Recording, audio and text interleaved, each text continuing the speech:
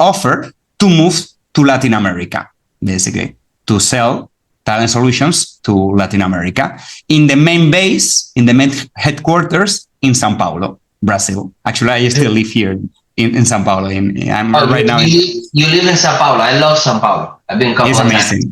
It's amazing. It's the energy of the city, everything. So it's been 10 years actually living in Sao Paulo already. So quite a long time. And then I moved to Sao Paulo. I fell in love with the city and I grew a lot. I actually won the prize as the best sales rep in the world, competing with 8,000 reps in all LinkedIn, competing with the US reps, actually, and I was selling more than them in Latin America. That is crazy. And then I was promoted. That gave me a lot of visibility to win that prize. So they promote me as a sales director, basically, for talent solutions for Latin America. Actually, I was the youngest sales director in Microsoft and LinkedIn to have this type of position.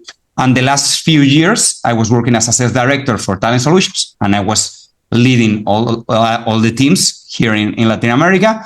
And then in 2020, I decided to leave LinkedIn. It was one of the toughest decisions of my life because this, I would say, is like LinkedIn gave me everything. And it's a company that treats you like, all these companies, free food, unlimited budget. Actually, it was in that moment of the tech companies, working at that time, tech company was the dream. It's not, it changed a lot nowadays, actually. And then in 2020, I decided to leave and to follow my purpose, that is education, through my courses, through my keynotes, through my books. So I decided to go by my side, to go alone, to be a solopreneur. And instead of selling solutions, I'm selling education right now. I'm selling my conferences and my books. So that's what I do right now. Interesting. And how was that transition? What was this scariest moment when you did that transition? I had two scary moments in my career. The first one was moving from being a very successful sales rep to a sales director.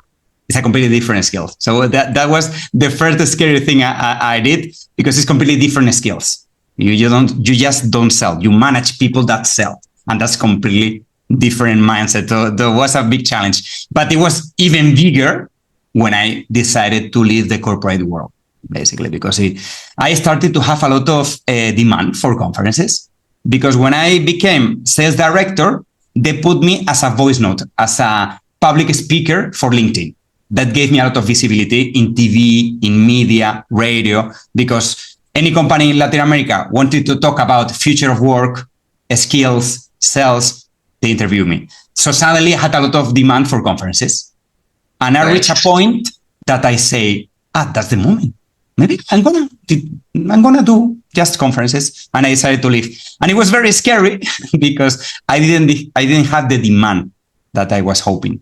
And the first years was very tough, actually. I didn't have any demand. You don't have the salary, that the stability you have in the corporate world. So it was very difficult. I didn't know what I was going to earn next month. Still don't know, actually, but I live much better with that, So it was completely different. You have to realize that you don't have anything fixed. Every month changes. You have to work by your own. Working on your personal brand a lot, creating content a lot of different strategies, and hoping that you will create something in the future. So it was very tough in the first 2 years, almost 3. I wasn't just using my saving amounts, my saving money. So it was very tough. But suddenly, boom, everything changed. Everything you planted started to show. Do you enjoy now as an entrepreneur or sole entrepreneur? You enjoy a lot. Right now it's amazing. It's amazing. It was difficult at the beginning, and I was almost coming back to the corporate world, because after a year, something like that, I received an offer to work at Google. Very similar position as sales director, but in Google here in Sao Paulo because all the headquarters in Latin America are in Sao Paulo for techs also. So it was an amazing position. I almost decided to say yes, but thanks God, I said no. I'm gonna trust the process. And right now it's amazing. Right now is the best decision I took in my life. It's amazing to work at all, as everything in life. Something you have cons and pros, but the cons are amazing. You know, the freedom, for me, freedom is super important. As an solopreneur, I have completely freedom, and that's something that doesn't pay any company. You definitely have a lot more flexibility, for sure. Totally. You don't work less. Let me make it clear. You probably work a lot more, but you do have a lot more flexibility with your time. You know, you don't have a set time, but you do work a lot more, for sure. Exactly. And a lot of the other things, freedom, political things, I was a bit tired sometimes of this political intelligence inside the company. The corporate world is normal, you know, but there are a lot of things that I don't miss, for sure. Got it. So now that you have all that experience with working with LinkedIn, almost working at Google, tell me about the AI, you know, how you think AI gonna help and transform the whole process of tech, you know, the whole world. It's gonna change the whole world. So give me your perspective and opinion about that. Yeah. First thing, I'm very optimistic about the future in terms of AI, because there are many points of view. You know, there are some that are super negative, there's apocalypse, you know, and there are, in my case, I'm very tech optimistic, basically. And I think it depends on us, how we're going to use it. And I'm sure jobs are going to be more human. It's ironic, but I really believe the AI came here to reduce the importance of the technical part of the jobs. And the human part is going to get more and more important. And it's going to change the nature of work. That's for sure. But in a very positive ways. In every function, in sales, same thing. They have to come back to the human thing, to connect with the client, active listening, empathy, to power skills. Basically, that's what I talk a lot in my conferences. Power skills are going to become even stronger. It was also stronger. The other day, there was a study from Stanford showing that 85% of the success in the career depends on soft skills, in power skills. 85%. Only 15% depends on technical abilities.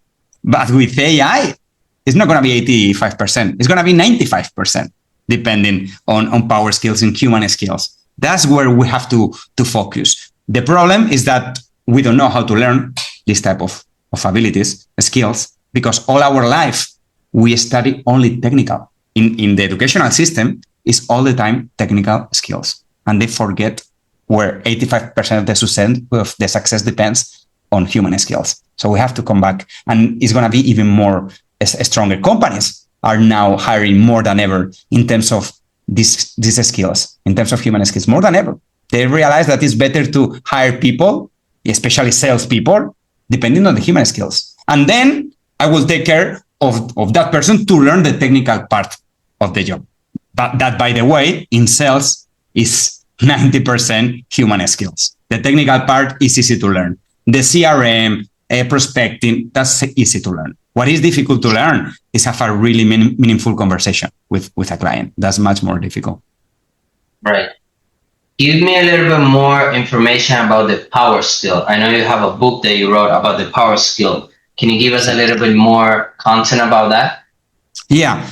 Basically, I always say that when you think about learning something, you have two worlds for learning. You have the world of technical skills, and you have the world of human skills, or power skills, as I like to call it, because they're very powerful, actually. And because actually it's very interesting that those terms of technical skills and soft skills appear in the US, actually, in the 60s. Okay. In the army. Most of these things come from the army. Recruiting comes from the army too, when we call recruiting in HR. All these terms, it's very interesting, comes from the army around 60s. And in the 60s, they realized that there are some people, some leaders that have a really good skills, not related to technical skills. Hard skills were like tanks, weapons. That's why they call it hard skills. And as it's not related to this type of things, they say, it's soft because it's not hard. It's not driving tanks. It's soft, and in that time, they named that name as soft skills. They realized that there were some leaders that they communicate really well and they inspire a lot through communication. And they said, okay, communication is soft skill because it's not driving a tank. So it's interesting that even nowadays, after decades, we still say hard skills and soft skills. So we have to change also the word to call it power skills because nobody wants to learn about something soft. You want to learn something powerful and super powerful. And coming back to the two worlds, you have the world of technical skills or hard skills. That's those things that you learn all your life. I don't have to tell you about these things. Mathematical, geography, all those are technical skills, basically, as you learn all your life. And then you have the other world, power skills, that are skills related to how you communicate and connect with other humans. That's why I like to call it human skills, because it's how you relate with other people. Communication. Exactly, communication. And it's everything in life. Communication is everything. Everything. The people that really succeed in life is not the ones that has the best technical skills are the ones with the better communication. If you are a 9, technically speaking, and a 3 in communication, you're going to be perceived as a 3 in your life. You're going to have a 3 job, So everything is communication. That's why power skills are so important. And the difficult part about power skills is much difficult to assess power skills. Technical skills are very easy to assess. It's what you did all your life. You study, you have a test, you have a number. It's much easier. But power skills that's another important thing to bear in mind. It's much more difficult to assess. And the big difference for me between hard skills and power skills also is the practice. You need to practice much more. And it's much long-term. Technical skill, hard skills is short-term, structured content. You have an exam, and that's all. It's short-term.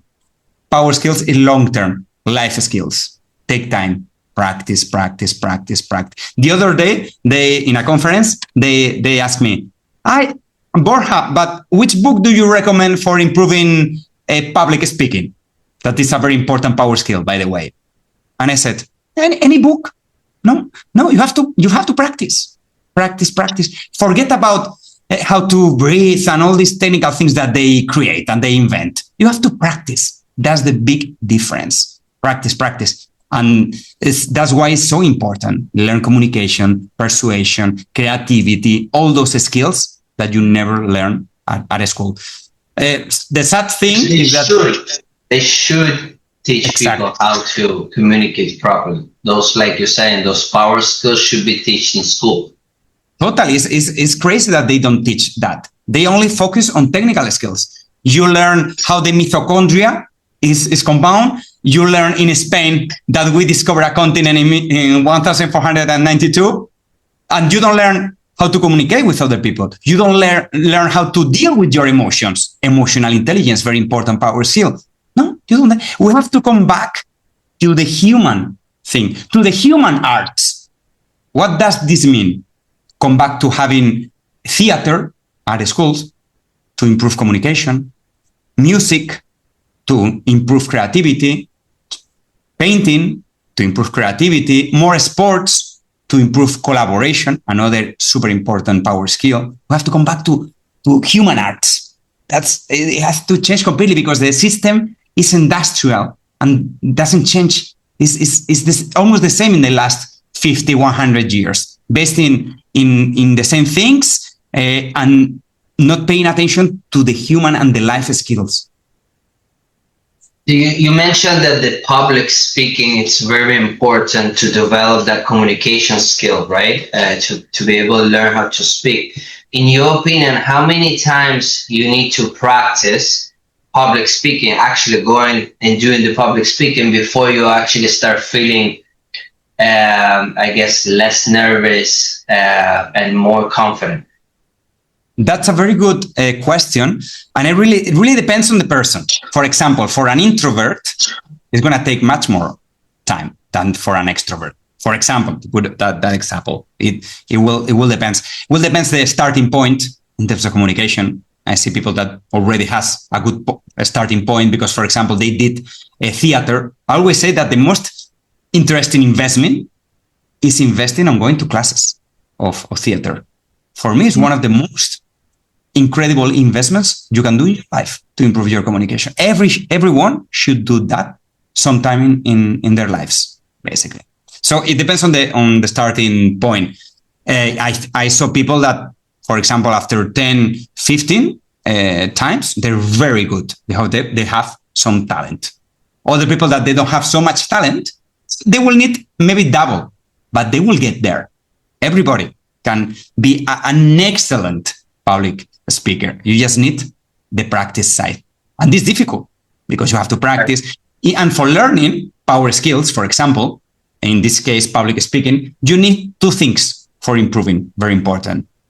Feedback from others. That's why, for example, when I started with my conferences, first thing, what do you think? What can I improve? Etc. Super important. And second thing, your own feedback, even more important. In my conferences, I always send some homework. For example, to record yourself with your cell phone speaking. To see how the words that you repeat a lot that are horrible, like so then today horrible. You will detect a lot of things. So your own feedback and feedback from others is super important to improve super fast in terms of public speaking. And that's one of the things that most people, to be honest, hate to hear themselves, right? Because it's painful to hear yourself. Your voice, you don't like your voice, you don't like the way you speak when you're hearing yourself. It happens to me all the time. Yeah, to me, I think everybody, totally. Yes. First times. That's why you should do it. Everybody suffer the same things, but you have to take action. That's for me the most important thing. Knowledge is not power. Action is power, especially nowadays. And we have to forget about imposter syndrome. A lot of people has this imposter syndrome that I'm not good enough. I don't like hearing my voice, and they don't do things. And then when you get behind, when you're not going to be a great public speaking because you're afraid. And at your work, you have to volunteer yourself for giving presentations. Don't be shy. Someone wants to present. Yes, I want. You have to expose yourself as much as possible, because there is when you improve communication, persuasion, the most important skills. The people that really succeed in life is not the ones that are the most intelligent, are the ones that communicate the best. You are as good as your communication. Love that phrase. You are as good as your communication. Borja, if you would give advice to someone who starting now in this journey of public speaking or doing the conferences, what would be your number one advice for them? I will give the same advice I give to any professional, basically, any professional. Focus on four things, four elements that are super important in this new era dominated by AI. Four elements. First, mindset, learning mindset. You have to be learning all the time, lifelong learning. Every day, you should be learning something. If a day passed and I didn't learn anything, I feel that I lost that day. We have to be learning all the time. You have to be routines for learning. Reading a book every day, 30 minutes, 20 minutes, but we have to create that routine. That mindset is, for me, is everything. A good speaker has to be learning all the time to get more content. You get the point, you connect the points. A good public speaker is an amazing reader, basically. So first thing.